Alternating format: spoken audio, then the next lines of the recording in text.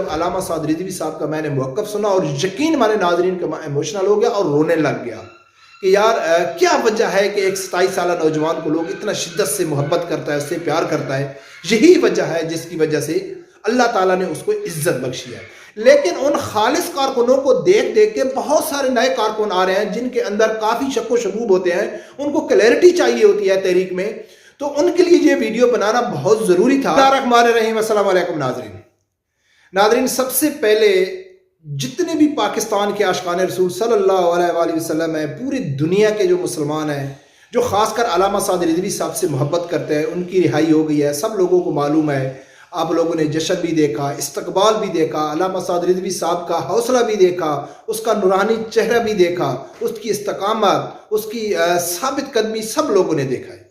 سب لوگوں کو خوشی ہوئی، مجھے بھی خوشی ہوئی. لیکن مجھے سب سے زیادہ خوشی اس کی رہائی کی ہوئی ہے، لیکن اس سے زیادہ بھی جو مجھے خوشی ہوئی ہے وہ آپ لوگوں کے سامنے شیئر کرنا بہت ضروری ہے.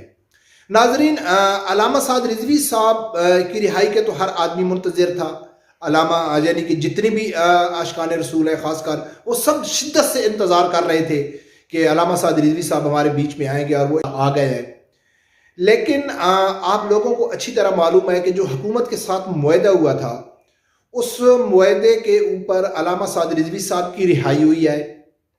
اور اس رہائی میں جس معاہدے کے تحت ہوئی ہے، اس معاہدے کو خفیہ رکھا گیا. ذرائع سے خبریں آ رہی تھیں، چاہے وہ بالکل حقیقت بھی تھیں، لیکن ذرائع کے سورسز سے خبریں آ رہی تھیں جس کے اوپر کوئی کنفرمیشن نہیں تھی کہ یار کیا یہ ایسا ہی معاہدہ ہے، کیا اس میں بات طے ہوئی ہے. تحریک لبیک کے جو کارکن ہیں وہ صرف یقین کی بنیاد پر اس بات کے اوپر قائم تھے کہ علامہ سعد رضوی صاحب کوئی ایسا معاہدہ نہیں کریں گے جس سے کارکنوں میں مایوسی ہوگی یا تحریک میں کچھ یعنی کہ تحریک کے لیے اچھا نہیں ہوگا.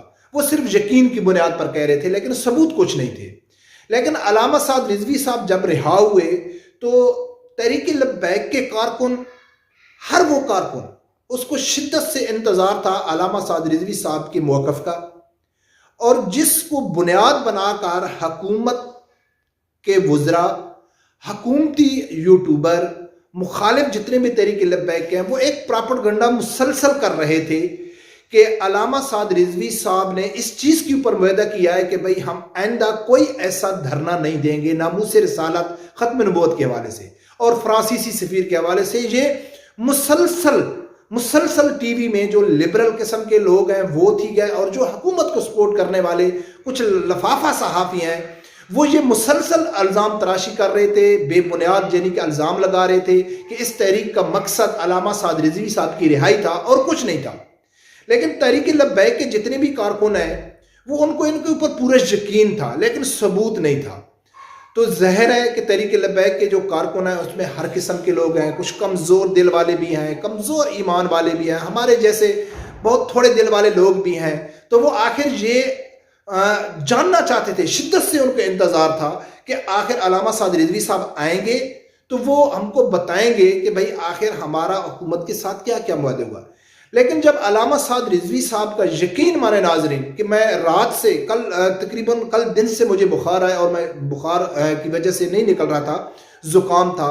تو جب وہ میں انٹرویو سنے علامہ سعد رضوی صاحب کے وکیل ٹی وی کے ساتھ، مبشر لقمان کے ساتھ اور یہ مقبول جان کے ساتھ، تو علامہ سعد رضوی صاحب کی جو رہائی کی مجھے خوشی تھی وہ مجھے بہت زیادہ بڑھ گئی جب علامہ سعد رضوی صاحب کا میں نے موقف سنا، اور یقین ہمارے ناظرین کا ایموشنل ہو گیا اور رونے لگ گیا کہ یار کیا وجہ ہے کہ ایک 27 سالہ نوجوان کو لوگ اتنا شدت سے محبت کرتا ہے، اس سے پیار کرتا ہے.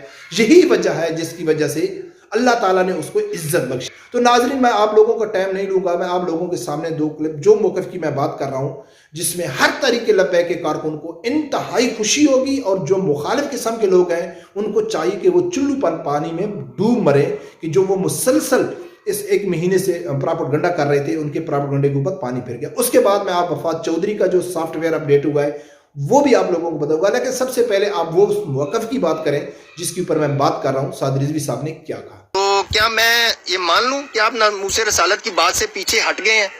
اگر آپ یہ مان لیتے ہیں تو میں 8 مہینے کیا کرتا رہا ہوں 7 مہینے اندر اگر یہ بات کرتی تھی تو دوسرے دن ہی رہائی بنتی تھی، کوئی مسئلہ ہی نہیں تھا.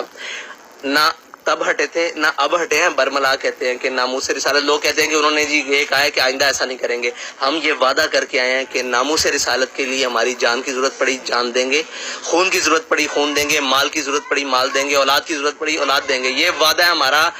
जिनसे बात हो रही है उनसे भी और पूरी कौम से भी और पूरी मिल्लत से भी। ना कल हटे थे ना आज हटे हैं, अभी भी उधर ही खड़े हुए हैं। रिजवी साहब, मैं ये पूछूंगा कि एक जो नुकात सामने आए कि जो एजिटेशन की सियासत है तहरीक लबैक उसको छोड़ देगी, जो मेन नुक्ता है, अगर कल को फिर ऐसा कोई मामला आता है तो क्या उस इशू के ऊपर आप बाहर नहीं निकलेंगे? देखिए जी, हमारा ये वादा है कि हम हुजूर सैयद आलम सल्लल्लाहु अलैहि वसल्लम की नामूस पर हर तरह से कुर्बानी देंगे। जब वक्त आया जिस चीज की जरूरत हुई हम पेश करेंगे, ये हमारा वादा है। आपसे भी वादा है, पूरी उम्मत से वादा है। माशाल्लाह माशाल्लाह, अल्लाह ताला आपको इसको इस्तकामत है इस वादे पे और कायम रखे जी। आप लोगों की बहुत उम्मीदें हैं आपके। जी हाँ नाज़रीन, आप लोगों ने सुना है कि अल्लामा साद रिजवी साहब के ऊपर यही सवाल किया गया कि क्या आप आइंदा कोई ऐसा धरना नहीं देंगे जो नामूस रिसालत और ख़त्म नबूवत के हवाले से या फ्रांसीसी सफ़ीर के मसले में। तो अल्लामा साद रिजवी साहब ने वाज़े कर दिया है, कुछ भी हो जाए। मैंने भी उस टाइम वीडियो बनाई थी जब ये कहा जा रहा था कि ये मुआहदा हुआ है तहरीक लबैक का कि वो नेक्स्ट टाइम धरना नहीं देगी, तो उसके ऊपर भी मैंने वीडियो बनाई थी कि ये ऐसा मुआहदा नहीं है कि वो धरना नहीं देगी। वो पुरतशद्दद की बात कर रहे थे और पुरतशद्दद धरना तो कभी तहरीक लबैक का हुआ भी नहीं है। तो नाजरीन, साद रिजवी साहब ने क्लियर कर दिया है कि कुछ भी हो जाए। उसने बाकायदा हुकूमत को मुखातिब करके कहा है कि भाई कुछ भी हो जाए, हमारी जो असल मकसद है तहरीक का, उससे हम कभी पीछे नहीं हटेंगे। चाहे नामूस रिसालत का मसला हो, ख़त्म नबूवत का मसला हो, कुछ भी हो, हम पीछे नहीं हटेंगे। नाज़रीन, ये वीडियो इस पॉइंट के ऊपर मुझे वीडियो बनाना क्यों ज़रूरी था कि इसी मियाँ दाऊद को इंटरव्यू देते हुए साद रिजवी साहब ने कहा है कि जो हमारे कारकुन है वो खालिस कारकुन है, वो नहीं देखते कि आगे कौन खड़ा है। बस उनको अल्लामा खादिम हुसैन रिजवी साहब ने ऐसा तैयार किया है कि वो किसी चीज़ से डरने वाले नहीं है, बिल्कुल खालिस हैं। लेकिन उन खालिस कारकुनों को देख देख के बहुत सारे नए कारकुन आ रहे हैं जिनके अंदर काफ़ी शक व शबूब होते हैं, उनको क्लैरिटी चाहिए होती है तहरीक में।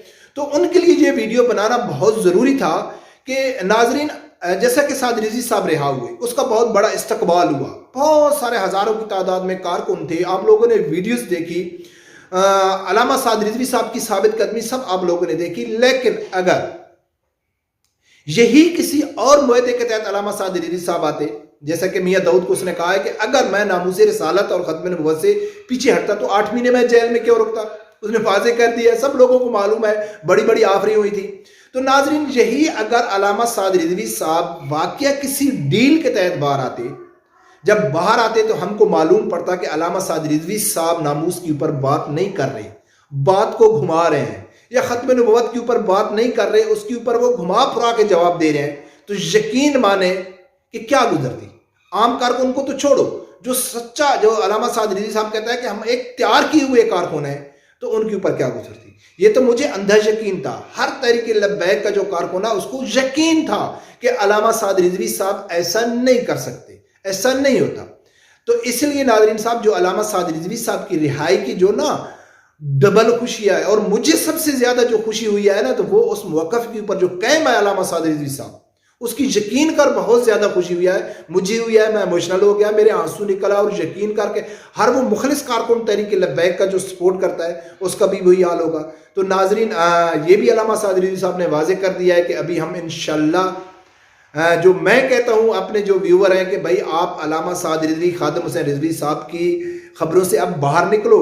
अब आप प्रॉपर तरीके से, आप बाकायदा एक सियासी जमात हो और आपने मुखालफिन के हर उस गलत काम के ऊपर नज़र रखनी है, लोगों तक पहुंचाना है कि ये आपके लीडर हैं, ये क्या कर रहे हैं, ये आपको क्या आपके साथ धोखा कर रहे हैं, क्या आपके लोगों के साथ वादे किया और ये वफा कर रहे हैं यूरोपीय यूनियन से। तो नाजरीन, अब भी मैं आप लोगों से गुजारिश करता हूँ कि आप क्या कहता है कि अपने बाजू ऊपर कर लो, अब तैयार हो जाओ। अब मुकम्मल एक सियासी जमात है। और मज़े की बात यह है कि फर्स्ट जो इसका जो नज़रिया है वो नामूस रिसालत और ख़त्म नबूवत है।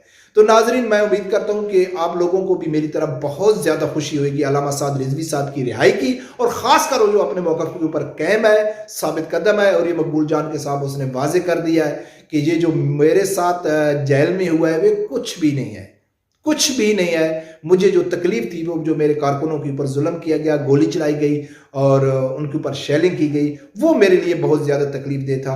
और वही किया अल्लामा साद रिजवी साहब ने कि जब वो रिहा हुआ تو دوسرے بڑے لیڈروں کی طرح ایسا نہیں ہے کہ وہ اپنے ریسٹ ہاؤس میں بیٹھے پارٹیاں انجوائے 2-3-4 دن کے بعد کسی ایک زخمی یا اپنے کارکن کے گھر میں چلے گئے. نہیں، ایسا نہیں ہے. علامہ سعد رضوی صاحب نے آتے ہی سب سے پہلے جو اپنے زخمی عاشقان رسول صلی اللہ علیہ وسلم ہیں جنہوں نے قربانیاں دی تھی ان کے پاس گئے، ان کا شکریہ ادا کیا، ان کے حوصلہ افزائی کی اور ان کو خراج تحسین پیش کیا.